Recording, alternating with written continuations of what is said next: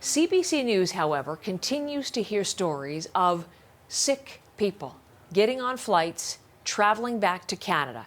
Dave Seglins has been investigating this, doing his usual excellent work. Dave's there in Toronto with me. Dave, we played the first of your stories yesterday, a woman who, wasn't asked, so she didn't tell. You've been investigating this whole issue further, and what have you found? Well, Canadians who are abroad are desperate to get home, and those who are sick are left in this conundrum. And the voluntary questions that are being asked by the airlines simply aren't working. Some people are hiding their symptoms, getting on board those flights, and that is despite the advice and the insistence by the Prime Minister, repeating it yesterday, that those Canadians are not supposed to be getting on flights. Let's hear from the Prime Minister.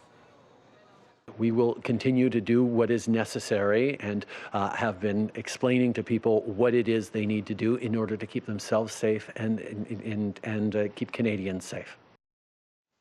And the Prime Minister is saying that if you've got symptoms, you're not to be on board those flights. But this system is simply not working.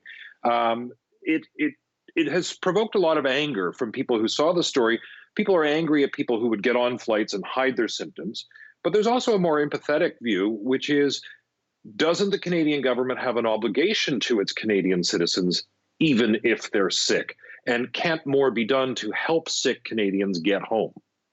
So are there alternatives, Dave, so people don't have to essentially cover up their illness and their symptoms? How else could Ottawa get them home?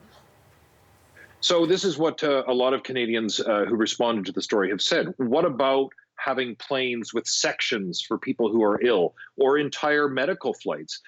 One person we spoke to, Neil Courtney, he's from Toronto, but he returned from Mexico just before the Prime Minister announced that anybody sick with symptoms would be barred.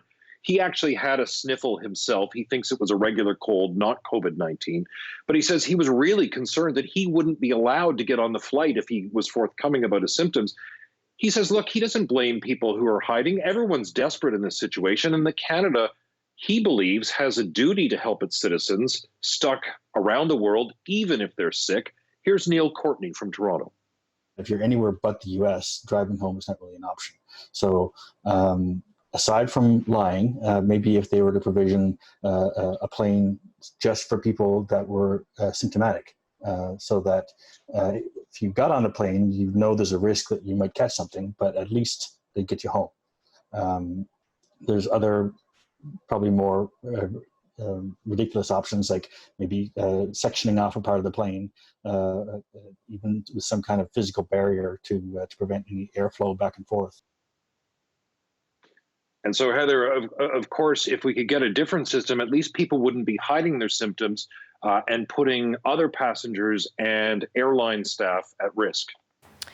It's a really important thing to think about, David. Thank you very much for all of that. Dave Seglins.